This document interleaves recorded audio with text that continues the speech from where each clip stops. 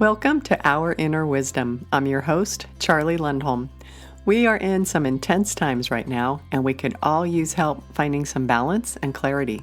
To help with that, I'll be sharing channeled messages, interviews, and discussions on a variety of topics designed to help you feel more grounded, calm, and connected to your source. I thank you so much for being here today. Now let's go tap into our inner wisdom. Hello and welcome. Today we're going to dive into the oh-so-fun subject of guilt. Doesn't that sound like a good time? Yeah, not really. But what I am hearing from a lot of people that I know is that these old guilty feelings seem to be bubbling up to the surface. And that happens when it's time to heal. And right now we are so supported with this new energy that's being showered down upon us from the universe to really let go of the old stuff. And I know you hear me saying that a lot, but that's because it's important. And guilt is one of those that just seems to be in the spotlight right now. This guilt can be from the past. Maybe you didn't treat someone very nicely, or you said or did something that you wish you hadn't done, or maybe it's around how someone else treated you and you feel guilty for allowing that you didn't leave the situation, or somehow you felt that you were enabling it, so you get to feel guilty about it. If you're a parent, oh my gosh, that is a whole source of guilt, right? Oh my gosh, I didn't do this right. I didn't do that right. And this guilt can also be new. It can be from yesterday. It can be from this morning. Sometimes we can feel guilty because we're not taking care of our to-do lists, or we're not being productive enough, or we didn't accomplish something that we set out to do. Around this time of year, usually there's a spike in guilt because of the New Year's resolutions that we make with the best of intentions and then eventually kind of slide off of them. So more guilt. How we treat our bodies, how our bodies look. Oh my gosh, I'm too fat and I just ate that cookie. So boom, there goes some more guilt. Sometimes it can be more global. There are things going on in the world that you're not happy about, but you don't do anything about it. So you get to feel guilty about that as well. We seem to have unending sources for guilt, and it's not a very pleasant emotion. Now, if we take that guilt and we do something with it, we make it constructive, we make the changes that we want to make, we start treating people better, we start treating ourselves better, we find new ways to do our to-do lists, new ways to be productive that resonate better with our soul selves. Maybe we're kinder to our kids, to our pets. We do something that has a positive global impact. Whatever the case may be, then that's great. Then guilt has played its part in you creating positive change. But where the problem lies is when guilt doesn't create any change, it just sits there and stews and is a constant source for you to beat yourself up. And it's a very dense energy. It's a very constricting energy, a lot of stagnation. It can, if it hangs around long enough, can start actually creating pain within the body, disharmony within the body. And it has some buddies. And these buddies are more fun emotions: anger, fear, shame, even some grief can be associated with it. And so when they're all part of the party, then there's this incredible source of very heavy dense emotions that have a tendency to make us feel stuck. We just can't move forward because that thing that you did 20 years ago that hurt somebody now has you in fear of getting back in a relationship, or you can't trust yourself, or you can't trust other people, or you're still angry, and that is affecting your relationships with others, your relationship with yourself. It closes us down and can really stop us in our tracks. And this constant beating ourselves up. We were watching a movie the other day, and the man on the screen was ill, and he was getting closer to the end of his life. And he was talking about how he's just sitting there reliving all the stupid things that he had done in his life, all of the bad choices, all the times that he hurt those that he loved. And what was amazing was how many people in the room went, "Oh, yeah, I know that one. I do that too." And it was such an eye opener of, oh my gosh, how many times do we fall into that pattern of, instead of looking back on our lives, seeing the good, we just focus on the bad. If we can look at the not so good and realize that was part of our evolution, that was part of our foundation of who we are today, that we take that lesson and we do something with it. But instead, we stay in that place of, oh, I shouldn't have, I could have, all those things that we just use to continue to beat ourselves up with. And it just keeps us stuck and unhappy and fearful and angry. And that is not how we are supposed to be living here. We're here to be enjoying this incredible gift that is called our lives. And yes, we do things. We do stupid things. We've done stupid things lifetime after lifetime after lifetime. And we are supposed to learn from it, get the lesson, get the nugget, get the aha moment, learn to say, I really messed up. I'm sorry. Apologize to the person. Apologize to yourself. Have forgiveness for yourself for, oh my gosh, being human and doing something stupid. We learn when we do stupid things. Sometimes it doesn't feel that way. Some of us seem to learn a little better than others. However, the opportunity, the invitation is there to learn from those mistakes, from learning from those moments that perhaps weren't your finest, and then moving on and letting it go. And this isn't a green light to continue to go out and treat people like crap or to be a jerk. That's not what I'm saying.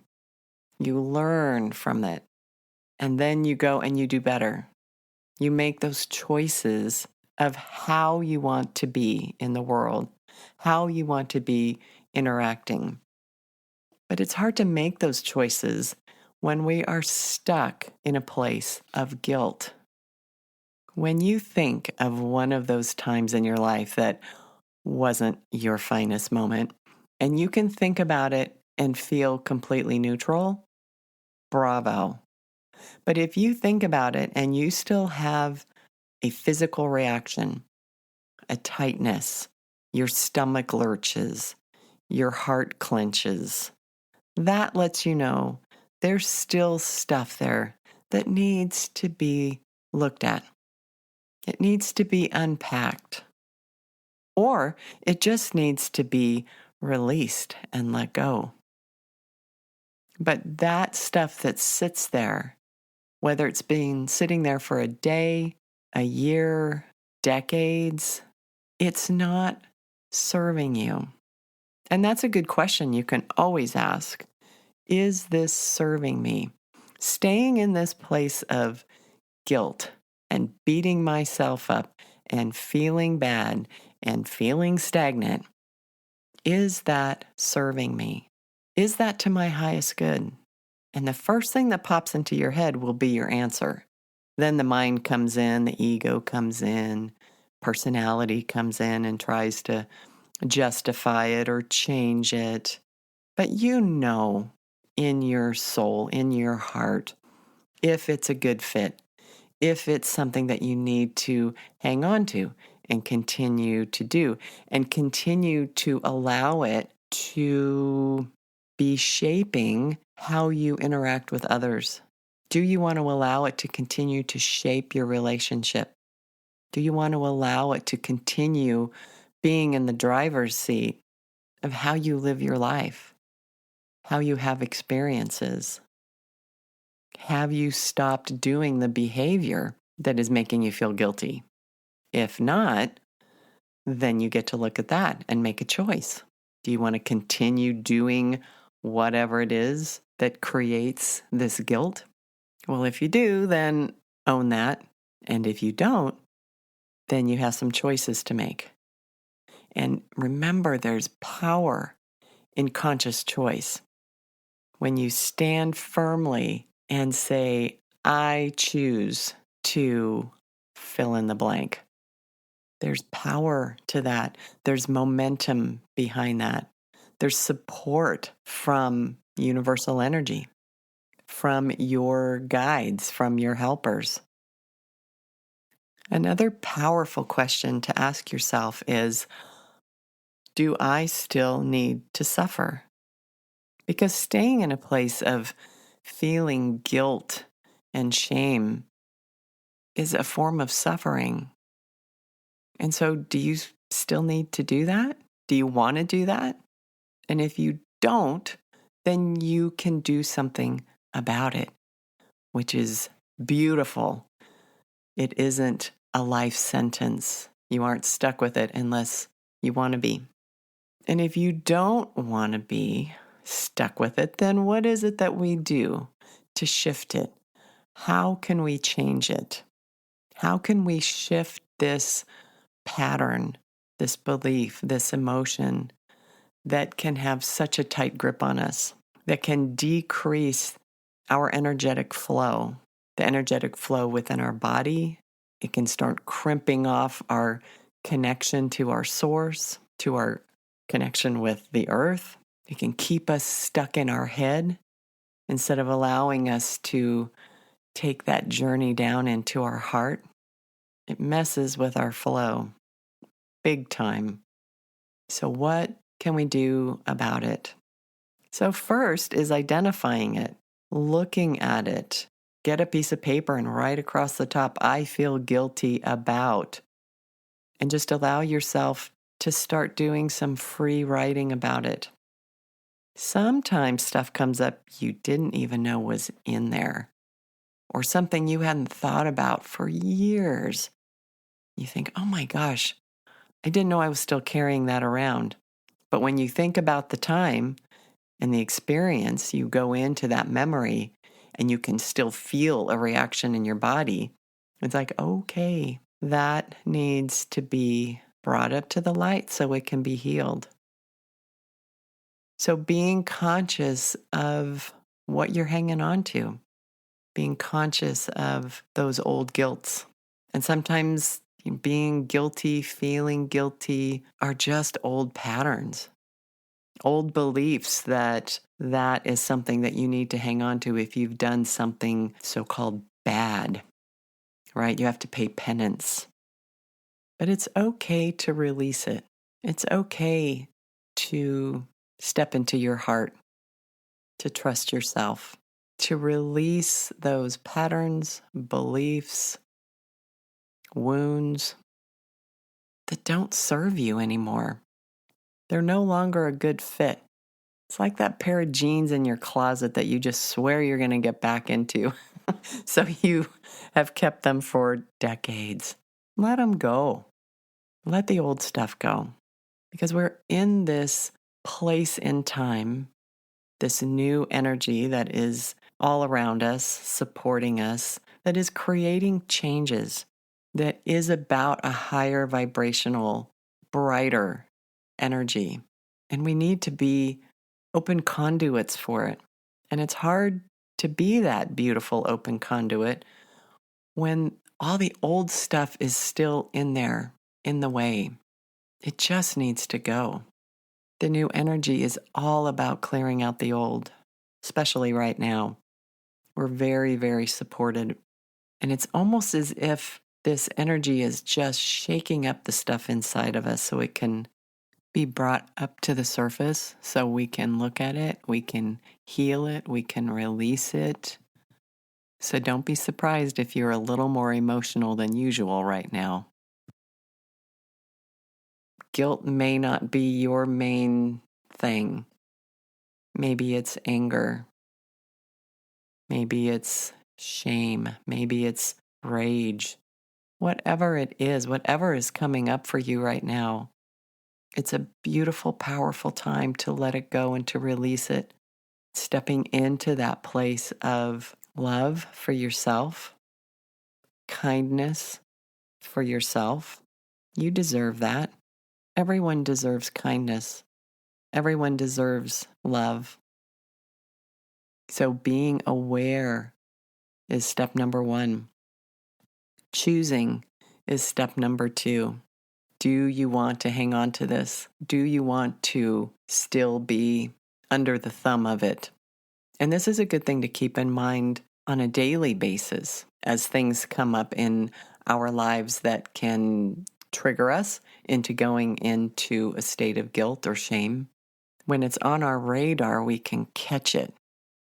We can catch it when it's just that little bud, and then we can nip it and say, no thanks, I'm going to learn my lesson. I'm going to do things differently and do things a little better, and I release it because I'm this beautiful soul in this incredible body having a human experience, and that experience is learning. So I'm learning my lessons, and then I am moving on. An easy and powerful practice to help release that old guilt or new guilt is the writing and burning practice. I have more information about this practice on my website. If you go to ourinnerwisdom.com and look under blogs, you'll see the writing and burning practice. Super simple, very effective, very powerful. I can't recommend it highly enough. I've used it in my healing practice for decades, since the beginning. And I've seen some really incredible shifts in people just from the writing and burning. So it's a good one.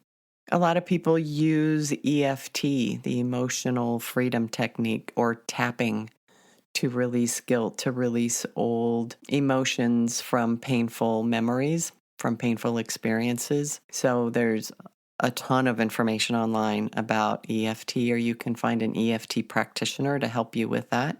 Journaling. Sometimes there's just stuff within us that gets blocked.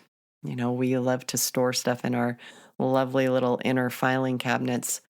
And when we start to journal or write, do some automatic writing, stuff can flow out, and it can be a very cathartic practice. Getting to know your inner self, what's hidden there, what needs to be healed, what you want to heal, how you want to feel in your life, how you want your life to be. We get those choices. Movement is another good one. As you are thinking about something that is making you feel guilty, move your body, dance it out, stomp it out, scream it out. Don't let it sit and fester. Give it a release. Show it the exit sign. Give it a door. Give it a pathway to get out, because you don't need the constriction. You don't need the stagnation, especially now when we are at this beautiful space of transition and change, and you are an important part of that change. We are all playing our roles. We need to be light, lighter, clearer, being able to bring in a higher and higher vibration of energy, which feels fabulous, by the way. So it's a lovely thing to allow. So I invite you to say yes to your healing, to say yes to loving yourself, to bringing yourself off the back burner, for saying, yes, my emotions and how I feel matters. I invite you to say, I no longer need to be beating myself up over anything, but especially stuff that's old.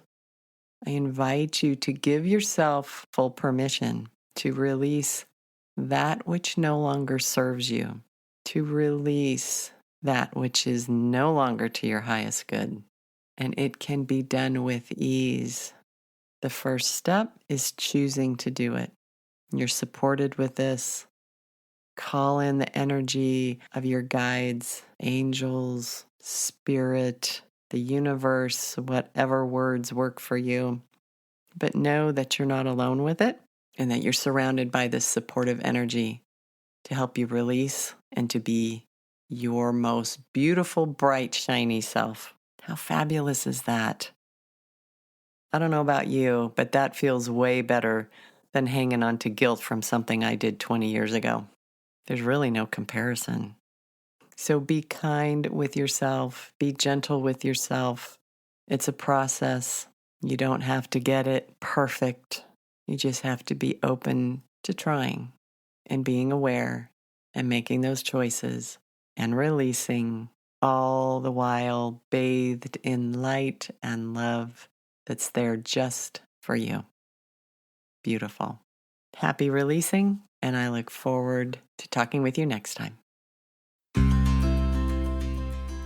Thank you for listening. For more inspiration or to find out more about my work and upcoming classes, please visit ourinnerwisdom.com. And for beautiful crystals and minerals, please visit our sister site at earthgallery.com. Until next time, keep tapping in to your own inner wisdom.